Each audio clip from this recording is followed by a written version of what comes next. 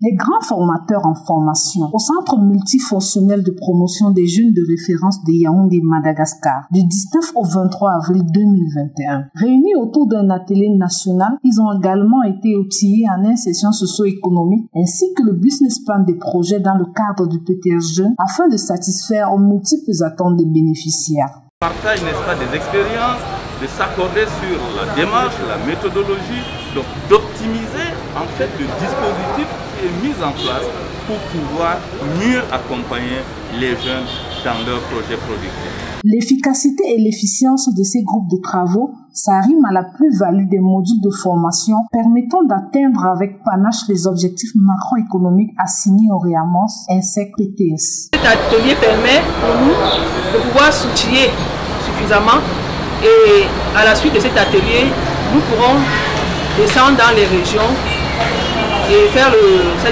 transmettre toutes ces informations, toutes ces connaissances et ces outils à nos collaborateurs de terrain qui seront chargés au quotidien d'accueillir les jeunes, de les informer, de les édifier sur la mise en œuvre de leurs projets.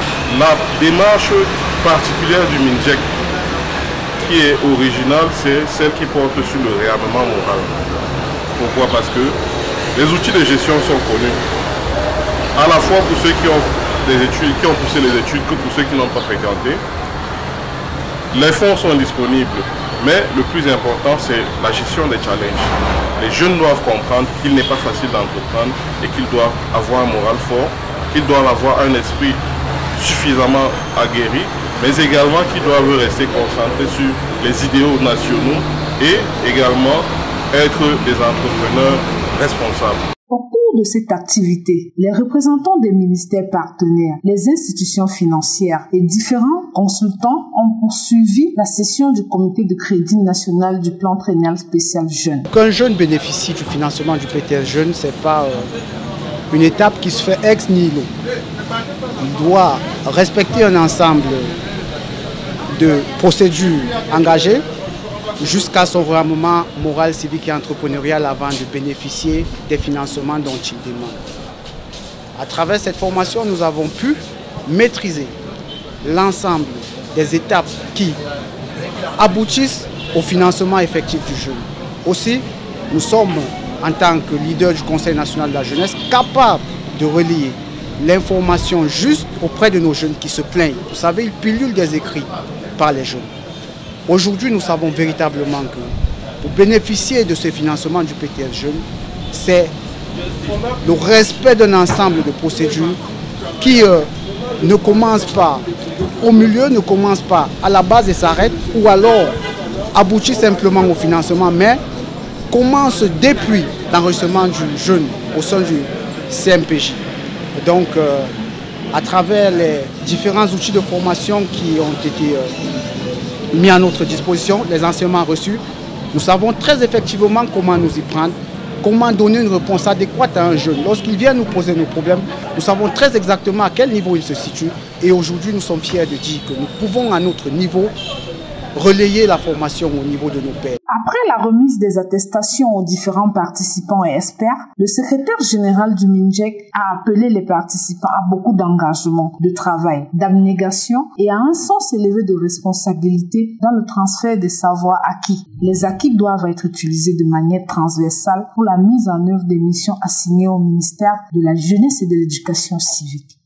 Nous avons organisé cet atelier pour renforcer les capacités des grands formateurs qui ont la charge, à partir de la fin de cette activité, de préparer les sessions de formation en région pour les formateurs qui sont dans nos arrondissements, dans nos départements et au niveau régional.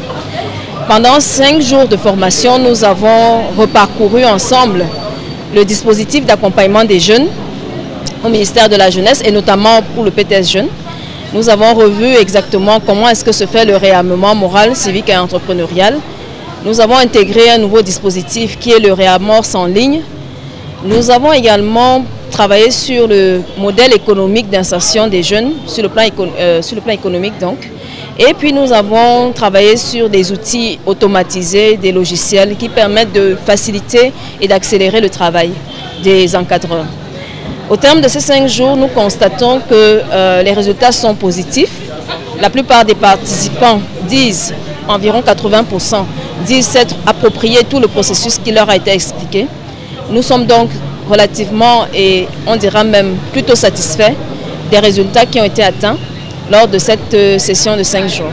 À côté de cette formation qui se déroulait à plein temps, il s'est tenu un comité de validation des plans d'affaires des jeunes des QV 2020 et 2021. Le comité de crédit a statué sur les projets qui doivent être financés pour ces 2 QV-là et a validé lors de la session plénière de fin les 4000 projets qui ont été proposés à ce comité, pour certains avec des crédits adossés au financement.